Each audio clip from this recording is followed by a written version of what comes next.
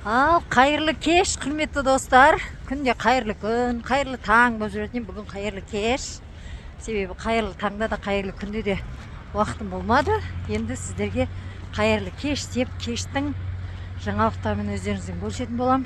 Өздеріңізге айтып жүргенімдей, қазіргі таңда қолымнан келгенше өзімнің пайдаланып жүрген күнделікті қажеттілігіммен бизнес жасауға әрекет жасап жатырмын ғой. Енді бұл сала бизнестің әлемі, яғни екінің бірі түсіне бермейтін, өзінің қажеттілігіне бизнес жасау мүмкіндігін пайдаланбай жүрген адамдардың қасында мен жайлап пайдаланып жатырмын.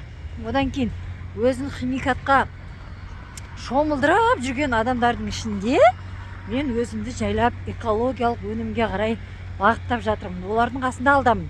Бірақ енді маркетингпен жұмыс жасап, жаңағы шетел қыдырып, компанияның есебінен саяхатқа барып, компанияның есебінен магазиндер ашып, компанияның есебінен өзінің адал еңбегінің есебінен әрине компания сондай мүмкіндіктер беріп жатыр. Олардың қасында мен әрине арттамын. Дей тұрғанмен әрекет жасап жатырмын. Бастысы бір орында тұрған жоқпын. Өзімнің күнделікті кішкентай әрекеттерімді жалғастырып жатырмын. Яғни айтайын дегенім, қазіргі заман жаңа технологияның заманы, қазіргі заман жаңағы қоғамдағы өзгерістерге байланысты бейімделу заманы. Сондықтан біздің қоғамымызда дәл қазіргі таңда не болып жатыр? Біздің Қазақстанның климаты, бизнес климаты дамымаған, оны білесіздер. Яғни Қазақстанда бір компания ашылса, пирамида болады, жабылады да қалады. Одан кейін ары қарай жаңа Қытайды не үшін біздің Қазақстанда рұқсат береді? Себебі тауарларының барлығы сертификатталған. Мына жерде адамдар жүр, былай жасайыншы.